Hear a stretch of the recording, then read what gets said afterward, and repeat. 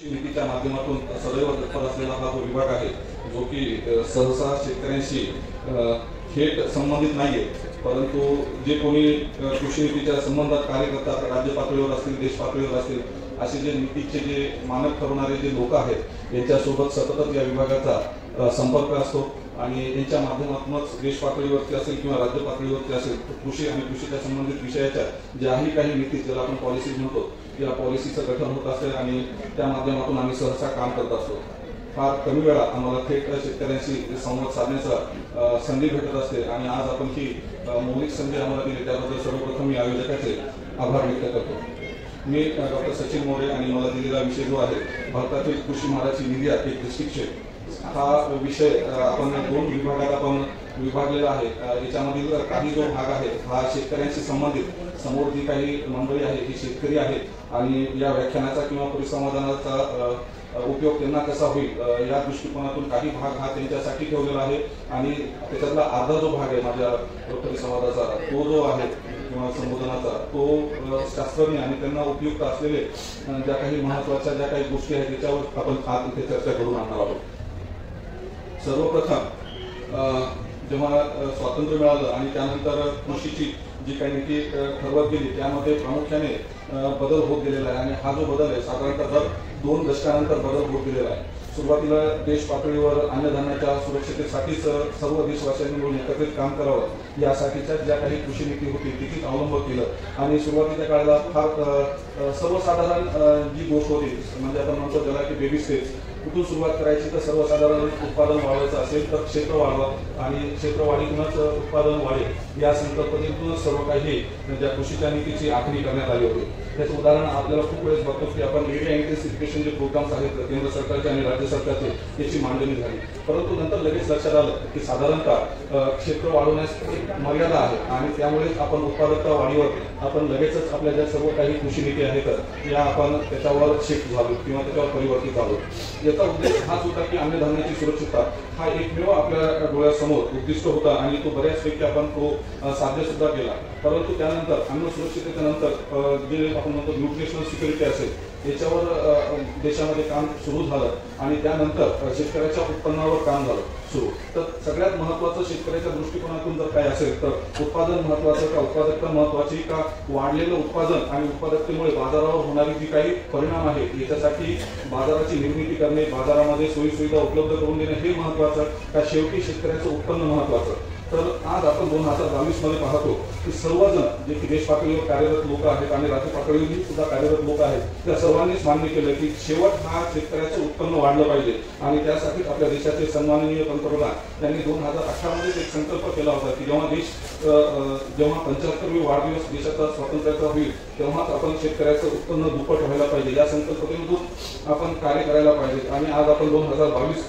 ओलांडून 2023 मध्ये आहे। बऱ्यापैकी या उद्दिष्टाला आपण गवसणी घातलेली आहे, परंतु तरीही बऱ्याचशा काही गोष्टी करायच्याच आहेत। तर हे 2022चं जे उद्दिष्ट आपल्याला गाठायचं होतं तर त्यासाठी त्यांनी एक 7 सूत्री कार्यक्रम म्हणजे ज्याला डब्लिंग ऑफ फार्मर्स इन्कम जो ग्रुप आदरणीय अशोकजी लवाई साहेबांच्या मार्गदर्शनाखाली स्थापन झाला होता। त्यांनी एक 7 पिलर दिले होते किंवा 7 कलमी कार्यक्रम दिला होता आणि त्याच्यातला सगळ्यात महत्त्वाचा म्हणजे की शेतकऱ्याच्या जीवनात ज्या येणाऱ्या जोखमी आहेत या जोखमीवर सर्वप्रथम आपल्याला काम करायला पाहिजे। जोपर्यंत आपण जी जोखीम आहे मग ती विपणनाची असेल का उत्पादनाची असेल का साठवणुकीची असेल या सर्व जोखमीवर काम करायचं आणि सर्वप्रथम त्यांनी रिस्क मॅनेजमेंट हा जो संकल्पना आहे ती क्रॉप इन्शुरन्सच्या माध्यमातून आणली।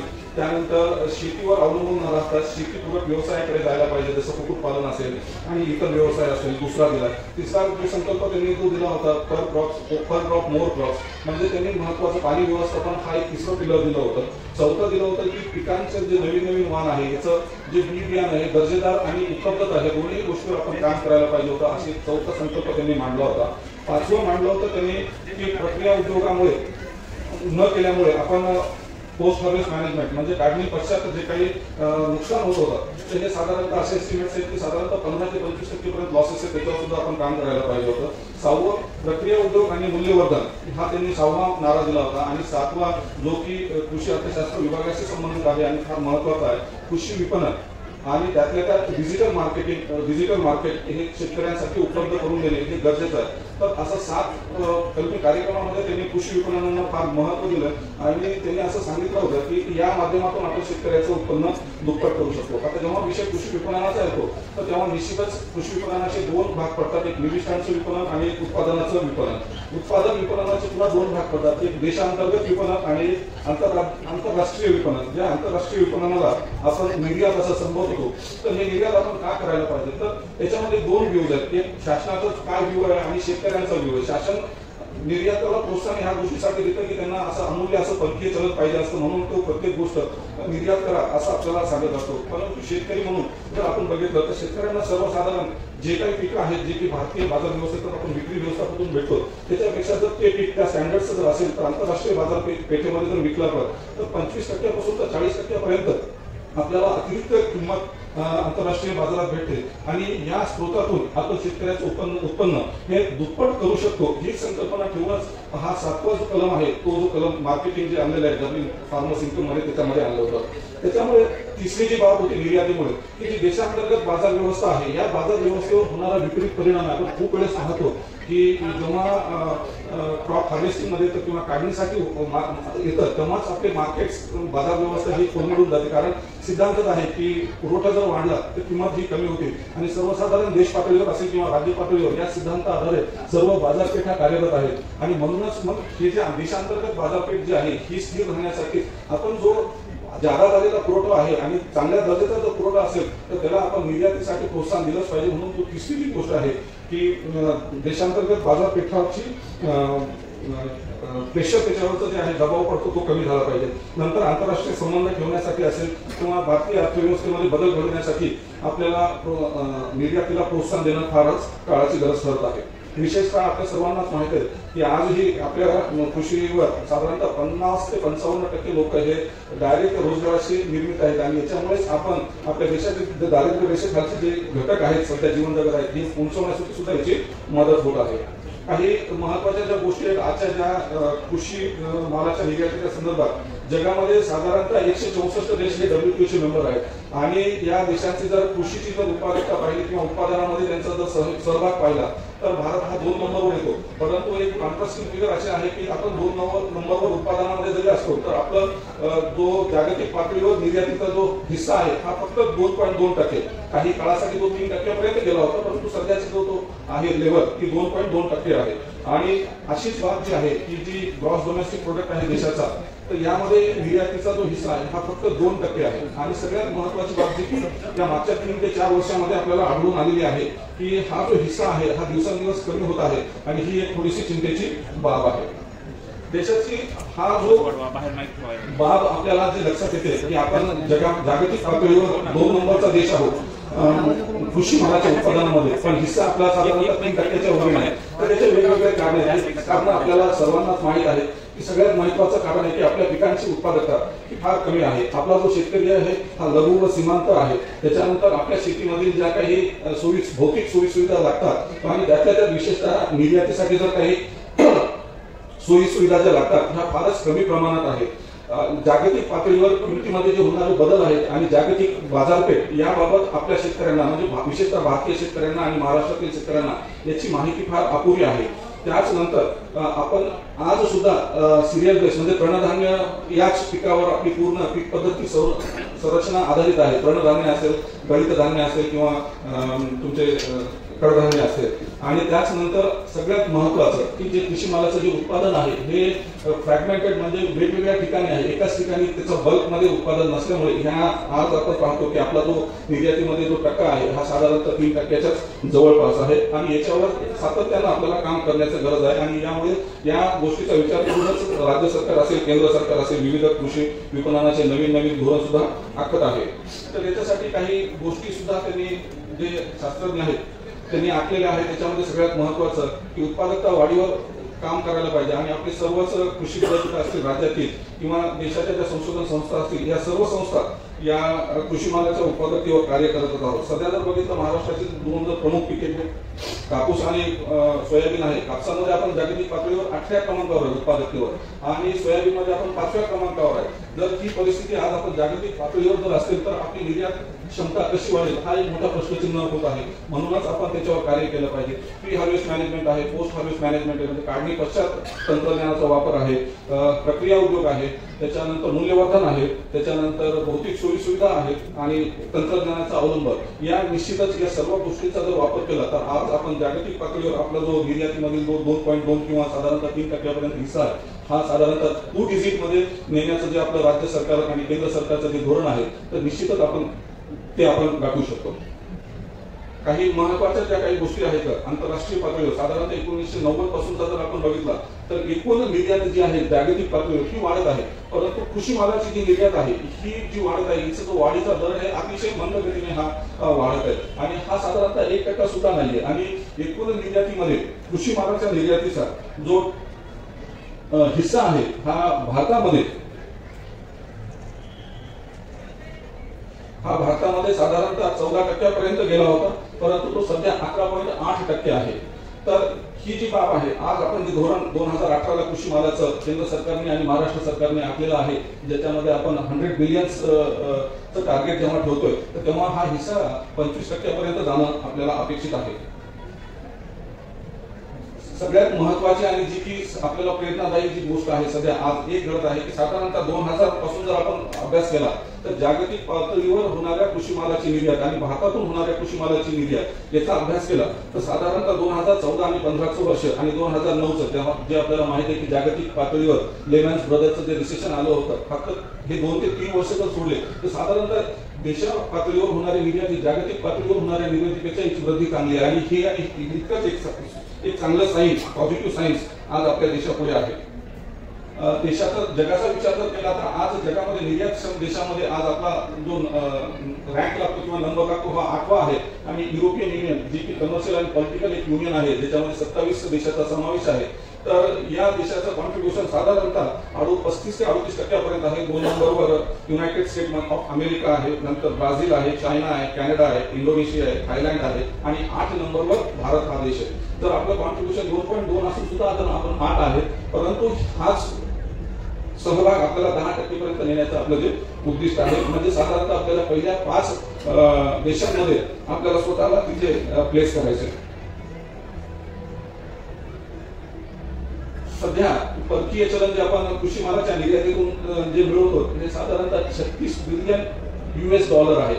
हे साधारण 42 बिलियन डॉलर्स पर्यंत आपलं हा परकीय चलन आपण मिळवलं होतं. परंतु याच्यामध्ये बांगलादेश यांनी आपलं नॉन बासमतीचं इम्पोर्ट्स मागच्या 2017 पासून कमी केलेलं आहे आणि काही क्वांटिटेटिव्ह रिस्ट्रिक्शन्स आपल्याला जर्मनीकडून इम्पोज झालेले आहेत आणि मुख्यतः तांदूळ जो नॉन बासमती आहे हा आपल्या one of the most important म्हणजे पहिल्या 10 एक्सपोर्टिंग कमोडिटीज मध्ये जे आपण निर्यात करतो त्याच्यामध्ये असल्यामुळे ह्या 2 बाबीमुळे सध्याच्या मागच्या 3 ते 4 वर्षापासून म्हणजे साधारणतः 2017 पासून हा परिणाम झालेला आहे आणि 2019 पासून तर कोरोनाचा परिणाम आहे. ह्या दोन्ही बाबीमुळे साधारणतः 7-8 बिलियन US$ आपल्याला नुकसान इथे सोसावं लागत आहे. सगळ्यात महत्वाची बाब जी दुसरी कृषी मालाच्या निर्यातीसाठी जी भारताच्या कृषी अर्थव्यवस्थेसाठी महत्वाची आहे की आपण जी निर्यात करतो ही आपल्या आयातीपेक्षा फार जास्त आहे. त्याच्यामुळे बॅलन्स ऑफ ट्रेड हा विशेषतः कृषीचा हा पॉझिटिव्ह आहे. इतर पिकांमध्ये हा BOT हा निगेटिव्ह आहे, परंतु कृषीमध्ये हा BOT हा पॉझिटिव्ह आहे आणि हा कृषी अर्थव्यवस्थेसाठी देशाच्या एक चांगला संकेत आहे. देश पातळीवरून एकूण ज्या महत्वाच्या 10 कमोडिटीज आहेत किंवा 10 जे महत्वाचे गोष्टी आहेत जे की आपण निर्यात करतो त्याच्यामध्ये सर्व मराईन प्रोडक्ट्स असतील. त्याच्यानंतर दुसरा आहे की भात राईस ज्याला की आपण नॉन बासमती म्हणतो, तिसरा आहे बासमती, चौथा आहे मसाल्याचे पदार्थ, 5वा आहे बफेलो मीट, 6वा आहे साखर, 7वा आहे कापूस, 8वा आहे DOC. सोयाबीनचे जे काही लोक आहेत त्यांच्यासाठी फार महत्वाचं आहे की हाच जो ऑइल मिक्स ज्याला म्हणतात हा ऑइल मिक्स म्हणजे DOC. आज सोयाबीनच्या ज्या काही किमती देशांतर्गत ज्या ठरतात ह्या फक्त याच्या निर्यातीवर ठरत असतात. त्याच्यामुळे याचा इम्पोर्ट आणि याचा एक्सपोर्ट पातळीवरून किती होतो त्याच्यावरूनच देशांतर्गत बाजार व्यवस्थेमध्ये सोयाबीनच्या किमती ह्या ठरत असतात. त्यानंतर इंडस्ट्रियल ऑइल जे फार महत्वाचं आहे, कॅस्टर ऑइल हे एक आहे 9. आणि अदर ज्या कमोडिटीज आहेत याच्यामध्ये महाराष्ट्राचा फार मोठा सिंहाचा हिस्सा आहे आणि याच्यामध्ये सर्व आपले फळ पिके आणि फुल पिके जे आहेत आणि भाजीपाला या अदर कमोडिटीज मध्ये म्हणतात आणि याचं साधारणतः 27% एक्सपोर्ट्स आपण इतर देशांमध्ये करतो. तर हे कोणत्या देशामध्ये होतं हे फार महत्वाचं आहे. मराईन प्रोडक्ट्स म्हणजे ज्याला आपण म्हणतो की मासे सर्वसाधारणपणे ते अमेरिकेला जातात, बफेलो मीट कुठे जातं तो व्हिएतनामला जातं, basmati rice Saudi Arabia, Iran म्हणजे हा मिडल ईस्ट कंट्रीज मध्ये जातं, मसाल्याचे पदार्थ America, Vietnam, non basmati rice हा त्याप्रमाणे आपल्या एशियन कंट्रीज मध्ये त्याचे इम्पोर्ट्स आहेत, नेपाळ आहे. कापूस कुठे जात असेल तर China, Vietnam, Indonesia. Sugar Myanmar. Fresh veggies म्हणजे व्हेजिटेबल्स हे कुठे जात असेल तर मलेशिया, UAE. कॉफी USA आणि ग्राउंडनट व्हिएतनाम. तर जे बी लोक या पिकांसाठी जर काही टार्गेट करत असतील तर हे आपले मेजर डेस्टिनेशन्स आहेत आणि हे डेस्टिनेशन्स मेजर्स का आहेत तर या देशातील ज्या क्वालिटी रिक्वायरमेंट्स आहेत या क्वालिटी रिक्वायरमेंट्स असतील, सॅनिटरी आणि फायटोसॅनिटरी रिक्वायरमेंट्स असतील, या देशामध्ये परमिसेबल रेसिड्युअल लिमिट्स असतील, या आपल्या भारतीय शेतकऱ्यांच्या पूरक आहेत आणि म्हणूनच. आणि दुसरं जे म्हणतो की एक्सपोर्ट कॉम्पिटिटिव्हनेस की आपला माल ह्या देशात जर पाठवल्यानंतर निव्वळ जास्त नफा कुठे भेटत असेल तर या देशात भेटतो, म्हणूनच आपलं निर्यात या देशांमध्ये जास्त आहे. इन ॲव्हरेज जरा म्हणायचं सर्वसाधारण सर्व पिकाचा जेव्हा विचार करतो दाखवला तर अमेरिका 1 नंबर, 2 नंबर आपला China, 3 number Bangladesh, 4 number United Arab Emirates, 5 number Vietnam आणि 6 नंबर सौदी अरेबिया. यानंतर जे देश येतात याच्यामध्ये बरेचसे एका वर्षातून दुसऱ्या वर्षामध्ये म्हणजे त्याला आपण लॉयल देश नाहीये ते आपल्यासाठी. एक वर्ष तिथे इम्पोर्ट जास्त होतो, दुसऱ्या वर्षी एक्सपोर्ट जास्त होतो, दुसऱ्या वेळेस काही ना कारणास्तव तो कमी होतो आणि ते आहे इंडोनेशिया, नेपाळ, इराण, मलेशिया आणि इतर राष्ट्र. शेतकऱ्यांच्या दृष्टिकोनातून सर्वात महत्वाचं ज्यांना निर्यातीमध्ये कार्य करायचंय, मग तो शेतकरी असो किंवा ज्यांना निर्यातीमध्ये स्वतःच्या व्यवसायाच्या संधी शोधायच्या किंवा त्यांना इतर शेतकऱ्यांना मदत करायची संस्था म्हणून, त्याच्यासाठी 2 संस्था एक देश पातळीवर असेल आणि एक राज्य पातळीवर फार महत्वाचं कार्य करते. एक म्हणजे अपेडा आणि दुसरं म्हणजे Maharashtra state agriculture marketing board. या 2 संस्था शेतकऱ्यांसाठी मदत करते. फार्मर प्रोड्युसर कंपनी असेल त्यांच्यासाठी मदत करते, कोऑपरेटिव्ह मार्केटिंग फेडरेशन असेल त्यांच्यासाठी सुद्धा मदत करते आणि जर एखादा शेतकरी सुद्धा जर असेल तर त्याच्यासाठी सुद्धा मदत करते. तर या संस्थेच्या काही स्कीम्स आहेत की जे निर्यातीला प्रोत्साहन मिळालं पाहिजे म्हणून ते कार्य करतात. त्याच्यातील एक जी स्कीम आहे ही APEDA agriculture and processor food products export development authority यांची एक स्कीम आहे, एक्सपोर्ट प्रमोशन स्कीम. आणि याच्यामध्ये हे संस्थेसाठी मदत करतात. साधारणतः 5 लाखापासून तर 5 करोड पर्यंत ते तुम्हाला आर्थिक सहाय्य देतात आणि याचे 3 महत्वाच्या बाबीसाठी जे मदत करतात. सर्वात महत्वाचं म्हणजे इन्फ्रास्ट्रक्चर डेव्हलपमेंट म्हणजे भौतिक सोयीसुविधा निर्माण करण्यासाठी, 2 नंबरला उत्पादित मालाची गुणवत्ता सुधारण्यासाठी आणि 3 नंबरला की विपणनाच्या नवीन संधी शोधण्यासाठी म्हणजे मार्केट डेव्हलपमेंटसाठी. जर नॉन कन्व्हेन्शनल जर मार्केट असेल जगामध्ये जे की आतापर्यंत आपल्या भारतीय शेतकऱ्यांना किंवा निर्यातदाराला माहीत नसेल तर असं जर मार्केट कोणी आयडेंटिफाय करण्यासाठी जर कार्य करत असेल तर अशा कार्यासाठी अपेडा मार्फत साधारणतः 5 कोटी रुपयापर्यंत आर्थिक सहाय्य आपल्याला मिळत असतं. तसंच डिपार्टमेंट ऑफ कॉमर्स ज्याच्या अंतर्गत या सर्व एक्झिट पॉलिसी म्हणजे एक्सपोर्ट इम्पोर्ट पॉलिसीज ठरतात, आयात निर्यात धोरण ठरतं. तर याच्या मार्फत अशा विविध स्कीम्स आहेत. परंतु या ज्या स्कीम्स आहेत एक्सेप्ट अपेडा या सगळ्या ज्या योजना आहेत या सर्व योजना या संस्थेसाठी योजना आहेत. एक साधारणतः शेतकरी म्हणून आपण या योजनेचा लाभ घेऊ शकत नाही, परंतु जर आपण संस्था म्हणून जर काम करत असतात तर या संस्थेला या सर्व योजनेचा लाभ भेटतात. त्याच्यात महत्वाचं जी योजना आहे ती मर्चेंडाइज एक्सपोर्ट फ्रॉम इंडिया, त्याच्यानंतर trade infrastructure for export scheme, market access initiative आणि transport and marketing assistant and specified agriculture products. ही 4 नंबरची आणि 3 नंबरची जी काही योजना आहे ती कृषी मालाच्या निर्यातीसाठी जास्तीत जास्त फायदेशीर ठरू शकते, परंतु इथे संस्था म्हणूनच आपल्याला नाव नोंदणी करणं बंधनकारक असतं. आणि यानंतर जर काही संस्था ज्या कार्य करतात त्याच्यामध्ये एक आहे अपेडा, जसं मी सांगितलं ऍग्रिकल्चरसाठी, आणि मराईन प्रोटेक्टसाठी मॅपेडा म्हणून जी संस्था कार्य करते. तसं इतर राज्यामध्ये या अपेडा मपेडा सोडून जसं महाराष्ट्रामध्ये Maharashtra state agriculture marketing board कार्य करतं तसंच इतर राज्यात त्यांच्या पिकासाठी ते काम करतात. जसं कॉफी बोर्ड आहे, रबर बोर्ड आहे, टी बोर्ड आहे. अशा योजना अशा संस्था सुद्धा शेतकऱ्यांचा माल निर्यात करण्यासाठी कार्य करतात आणि या बोर्डच्या माध्यमातून मात्र शेतकऱ्यांना डायरेक्ट निर्यातीसाठी वेगवेगळ्या योजना उपलब्ध आहेत. अपेडाची आपल्या सर्वांनाच माहित आहे की 1986 ला स्थापना झालेली आहे. कारण त्याच्या अगोदर ह्या सर्व जी काही गोष्ट होती की फक्त डिपार्टमेंट ऑफ कॉमर्सच्या मार्फत, मिनिस्ट्री ऑफ कॉमर्सच्या माध्यमातूनच आपण कार्य करत होतो. आणि तेव्हा प्रत्यक्षात असं लक्षात आलं की agriculture, ministry of agriculture and आता ज्याला आपण म्हणतो ministry of agriculture, corporation and farmers welfare, ज्याला की आताच आहे, या मिनिस्ट्रीचं काय कार्य आहे? या मिनिस्ट्रीचं कार्य आहे की शेतकऱ्याचं उत्पादन वाढलं पाहिजे, उत्पादकता वाढली पाहिजे, किंवा जास्तीत जास्त शेतकऱ्यांसाठी चांगलं विपणनाच्या संधी उपलब्ध करून दिल्या पाहिजे. परंतु या संधी फक्त देशांतर्गत साठीच आहेत. तर बाहेरच्या आंतरराष्ट्रीय पातळीवर जर संधी उपलब्ध करून द्यायचं तर या मंत्रालयाला लिमिटेशन्स येतात, मर्यादा येतात. म्हणूनच डिपार्टमेंट ऑफ कॉमर्सने काय केलं, 1986 ला अपेडा नावाची संस्था स्थापन केली आणि याचं हेडक्वार्टर, मुख्यालय दिल्लीमध्ये आहे. त्याचे रिजनल ऑफिसेस महाराष्ट्रासाठी मुंबई आहे आणि देशात इतर ठिकाणी जसं बेंगलोर आहे, हैदराबाद आहे, कलकत्ता आहे, गुवाहाटी, इथे त्यांचे रिजनल आहेत आणि काही व्हर्च्युअल ऑफिसेस आहेत.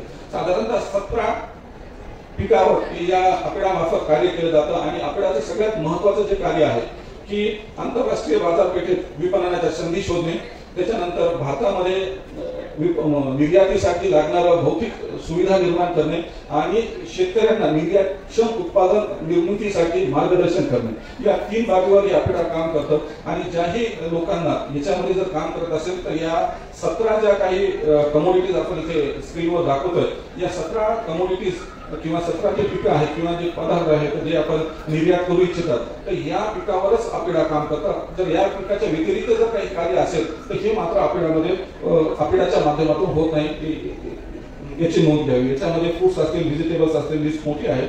मीट्स आहेत, मीट प्रोडक्ट्स आहेत, पोल्ट्री आहे, डेअरी आहे आणि सगळे महत्वाचे याच्यामध्ये अपेडाने त्यांचे प्रोडक्ट्स कॅन्सल केले. काही बाबी या गोष्टी अपेडाने कव्हर केलेल्या नाहीत, कारण सगळ्यांनाच माहिती आहे कृषी हा राज्यसूचीचा विषय आहे.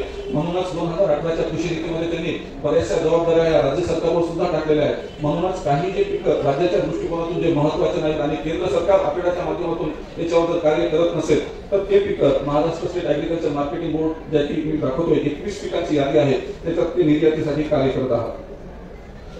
आपले चीफ सेक्रेटरी होते श्री अनुप कुमारजी, यांनी एक त्यांच्या सर्वप्रथम पहिल्या बैठकीमध्ये साधारणतः 2018च्या नंतरच्या त्यांनी महाराष्ट्राची सुद्धा कृषी निर्यात नीती स्पष्ट केली. आणि ती स्पष्ट करताना त्यांनी सर्वसाधारण असं स्पष्ट केलं की शेतकऱ्याचं जे उत्पन्न वाढण्याच्या ज्या संधी आहे त्याच्यात कृषी मालाची निर्यात ही एक फार महत्वाची संधी आहे. या संधीच्या माध्यमातून आपण शेतकऱ्याचं उत्पन्न दुप्पट करू शकतो. आणि त्यांनी असं सांगितलं की साधारणतः 40, 45, 50% आपण प्रीमियम किंमत आंतरराष्ट्रीय बाजारपेठातून घेऊ शकतो. आणि त्याच्यासाठी त्यांनी 21 क्लस्टर्स म्हणा किंवा 21 क्रॉप्स म्हणा की ज्याच्यासाठी महाराष्ट्रातून काम होणं गरजेचं आहे.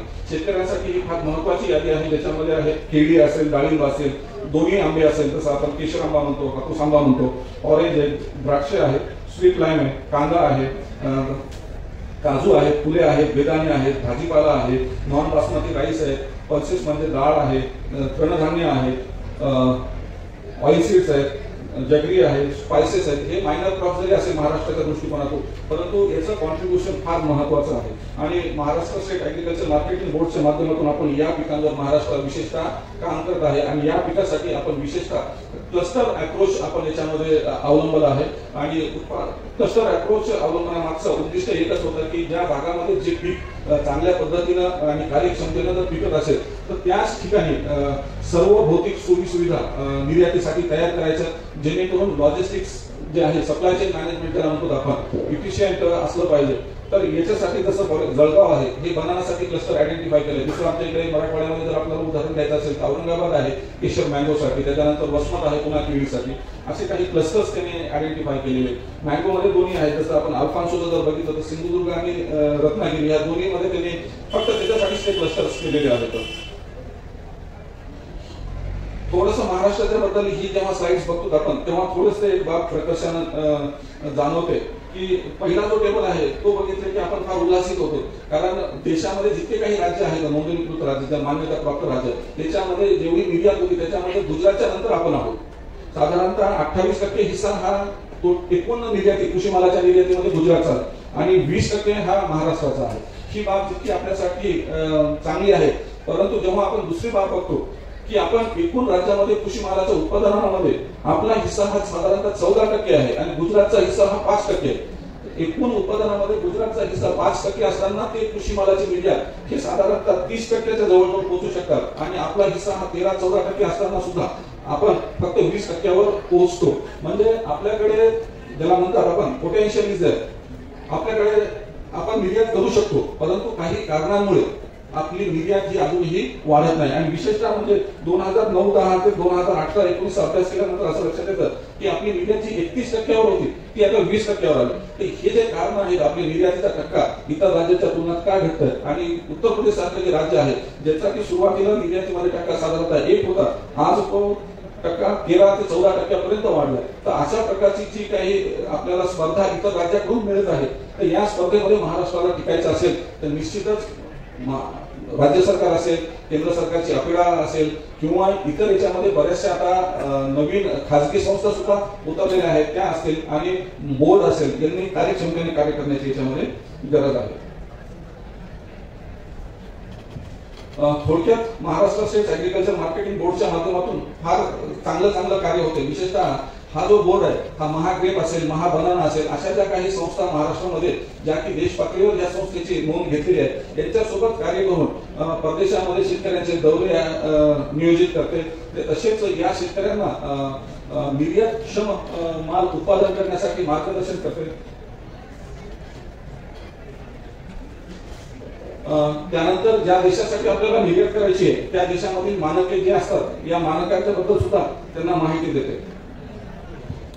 महाराष्ट्राचं जर आपण बघितलं तर देश पातळीवर ग्रेप असेल, द्राक्ष असेल, आंबा असेल, डाळिंब असेल, केळी असेल, चिकू असेल, सीताफळ आहे, पपया आहे, याच्यामध्ये देश पातळीवर आपण 1 नंबरवर आहे आपलं राज्य. म्हणजेच या पिकांमध्ये आपण निर्यातीमध्ये अजूनही इतर राज्याच्या तुलनेत फार चांगलं भरीव काम करत आहोत, आणि हे फक्त आणि फक्त या बोर्डाच्या माध्यमातून दिलेल्या त्यांच्या सहकार्यातून. त्याच्यानंतर व्हेजिटेबल्स मध्ये जर असेल तर कांदा आहे, मिरची आहे, गाजरी आहे आणि स्वीट कॉर्न आहे, याच्यामध्ये आपण 1 नंबरला आहोत. आणि मेज जे की महाराष्ट्राचं आता नवीन जे महत्वाचं पीक जे आहे मागच्या 10 ते 15 वर्षामध्ये जे आलेलं आहे, त्याच्यामध्ये आपण राज्यात देशात 2 नंबरवर आहोत निर्यातीमध्ये. महत्वाच्या ज्या काही बाबी आहेत शेतकऱ्यांसाठी, द्राक्षामध्ये ज्या काही व्हरायटीज आपण एक्सपोर्ट करतो ती शरद सीडलेस, फ्लेम सीडलेस आणि थॉम्सन सीडलेस आहे. त्याची मानकं सुद्धा आपण ही पीपीटी मध्ये दिलेली आहेत. ही मानकं सर्व महाराष्ट्र बोर्डच्या वेबसाईटवर सुद्धा उपलब्ध आहेत. महत्वाचा एकच मेसेज आहे की निर्यात करणं महत्वाचं नाहीये, निर्यात करताना कोणत्या देशात निर्यात करायची आहे हे फार महत्वाचं आहे. आता जर आपण द्राक्षाचा जर शेतकरी असेल आणि मिडल ईस्टला टार्गेट करायचं असेल तर 15 mm जी डेलीची साईज आहे ही सफिशियंट आहे. परंतु ही जर युकेची जर असेल तर आपल्याला 18 mm ची डेलीची साईज असेल. मग अशा वेळेस जर युके मध्ये जर डिमांड असेल आणि तुमच्याकडे जर डेलीची साईज नसेल तर आपण तो जो ऍडव्हान्टेज आहे तो आपण टॅप करू शकत नाही. म्हणून निर्यातक्षम माल उत्पादन करणे महत्वाचं नाही, कोणत्या देशासाठी आपल्याला करायचं आणि त्या देशाचे काय मानक आहेत हे निर्यातीचं तंत्रज्ञान अवलंबन करताना सुरुवातीलाच आपण आत्मसात करणं फार गरजेचं आहे. असंच प्रत्येक बाबीचं आहे. केशर मँगोचे अल्फान्सो आहे किंवा केशर आहे महत्वाचे, त्याचे प्रत्येकाचे स्पेसिफिकेशन्स जे आहेत प्रत्येक देशाचे वेगवेगळे आहेत. मिडल ईस्टचे वेगळे आहेत, युरोपियन युनियनचे वेगळे आहेत, अमेरिकेचे वेगळे आहेत, जपानचे वेगळे आहेत. फॉर एक्झाम्पल आता केशरवर जे काम करतात किंवा आंब्यावर ज्यांचं काम आहे त्यांना सगळ्यांना it is very easy to export the mango to the east rather than west, ही संकल्पना आहे. वेस्टला जर पाठवायचं तर त्यांचे मानक फार अवघड आहे, परंतु ईस्टला फार त्यांचे मानक सोपे आहेत. भारतीय जो शेतकरी आहे तो आंबा पूर्वेकडे इझिली एक्सपोर्ट करू शकतो, कारण आपली जो प्रोडक्ट आहे, आपला जो आंबा आहे तो आंबा सर्वसाधारणपणे त्याचे मानक पूर्ण करू शकतो. जपान त्याच्यामध्ये फार महत्वाचं आपल्याला सध्या नवीन भागीदार झालेला आहे आंब्याच्या एक्सपोर्टसाठी. या सर्व बाबींचा करून ज्यांना एक्सपोर्ट करायचं त्याच्यासाठी 2 ते 3 गोष्टी फार महत्वाच्या आहेत. जर तुम्हाला एक्सपोर्टर व्हायचं असेल तर पहिला आहे IEC, इम्पोर्ट एक्सपोर्ट जो कोड असतो तो तुम्हाला घ्यावा लागतो. तो बोर्डाच्या वेबसाईटवर गेला तर तिथे एक ईमेल ऍड्रेस दिलेला आहे आणि 1000 रुपयाचं रजिस्ट्रेशन फीस आहे. त्या बोर्डाचं IEC कोड घ्यायचं आहे. त्याच्यानंतर आपण जसं शॉप ऍक्टचं काढतो रजिस्ट्रेशन, तसं एक एक्सपोर्टरचं एक रजिस्ट्रेशनची प्रोसेस आहे. त्याची फीस 5,000 रुपये आहे. विथ GST 5,500 पर्यंत भेटतं. ते आकड्याच्या साईटवर तुम्हाला घ्यावं लागेल. त्याच्यानंतर बँकेमध्ये जे काही बेसिक फॉर्मॅलिटीज आहेत त्या बेसिक फॉर्मॅलिटीज करायच्या, विशेषतः करंट अकाउंटच्या. आणि याच्यानंतर इम्पोर्टर लोकेटर ही जर सेवा घ्यायची असेल तर ती सुद्धा सेवा आकड्याच्या वेबसाईटवर उपलब्ध आहे. आणि मग त्याच्यानंतर त्यांच्या विविध कार्यशाळा होतात. आताच एक कालच्या टॅगोवर मध्ये आहे, ज्यांना शेवगा एक्सपोर्ट करायचं असेल तर सकाळच्या माध्यमातून 1500 रुपये भरून 1 दिवसाची कार्यशाळा, म्हणजे अशा crop wise commodity wise specific कार्यशाळा तुम्ही अटेंड करू शकता आणि त्यांना त्या पिकामध्ये निर्यातीच्या संधी तुम्ही शोधू शकता. 2018 मध्ये देशाचे प्रधानमंत्री माननीय नरेंद्र मोदी साहेबांनी सर्वप्रथम कृषी निर्यात नीती आखलेली आहे 2018 मध्ये. आणि त्याच्यात सगळ्यात महत्त्वाच्या ज्या काही बाबी आहेत त्याच्यामध्ये त्यांनी सांगितलं की नजीकच्या काळामध्ये 30 बिलियनवरून 60 बिलियन आणि 60 बिलियनवरून 100 बिलियनवरून आपल्याला एक्सपोर्ट न्यायचा आहे. आपल्याला जे ऑर्गॅनिक प्रोडक्ट्स जे की जगामध्ये कोणाला माहित नाही, आपण त्या नवीन नवीन पिकाची ओळख करून दिली, नॉवेल क्रॉप्स, याच्यामध्ये export duty, minimum export price अशा ज्या संकल्पना आहेत, रिस्ट्रिक्शन्स, त्यांना सूट देऊन या पिकांना जास्तीत जास्त भाव द्यायचा आहे, अशा प्रकारच्या नीती अवलंबण्याचा प्रयत्न केलेला आहे. आणि याच लाईनवर महाराष्ट्र सरकारने सुद्धा 2018 स्वतःची नीती अवलंबन केलेली आहे. हा एक महत्वाचा कोर्स आहे. साधारणतः दर महिन्याला पुण्या इथे ऑर्गनाइज होतो. 5 दिवसाचा कोर्स आहे. 13,000 ते महिला असेल तर 8-9 हजार रुपयापर्यंत संधी आहे. आणि हा एक प्रोफेशनल कोर्स आहे. तुम्हाला जर एक्सपोर्टर किंवा एक्सपोर्टची जर संधी त्याच्यामध्ये करिअर बी करायचं असेल विद्यार्थ्यांना तर त्यांनी 5 दिवसाचा हा कोर्स त्यांनी करणं म्हणजे हा एक 5 दिवसाचा असाच एक 3 महिन्याचा सुद्धा कोर्स आहे. परंतु याच्यामध्ये अजून तुम्हाला डिटेल्स, कारण निर्यात हा फार मोठा विषय, हा साधारणतः 1 ते 2 घंट्याच्या व्याख्यानामध्ये संपणार आहे. फक्त उजळणी आपण देऊ शकतो तिथे. पण असे जे कोर्सेस आहेत आपल्याच्या माध्यमातून जे होतात ते विद्यार्थ्यांसाठी सुद्धा चांगले आहेत. आणि याच्यात बरेचसे शेतकरी सुद्धा हे करतात. महाग्रेट, महाबनाना, महामँगो अशा पद्धतीने त्याच्या शेतकऱ्यांना बऱ्याचशांना हे कोर्सेसला सुद्धा पाठवत असतो.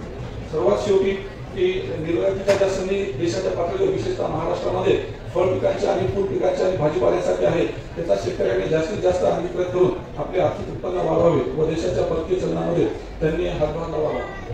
एवढं बोलतो. आणि काही प्रश्न असतील तर विचारा. अन्यथा आयोजकांनी दिलेल्या संधीबद्दल मी पुन्हा एकदा आयोजकांचे आभार व्यक्त करतो. धन्यवाद. धन्यवाद सर. भारतातील शेतमालाची निर्यात एक दृष्टिक्षेप या विषयाच्या अनुषंगाने डॉक्टर सचिन मोरे सर, सहयोगी प्राध्यापक कृषी अर्थशास्त्र विभाग, कृषी महाविद्यालय परभणी यांनी सविस्तर असं मार्गदर्शन केलं. धन्यवाद.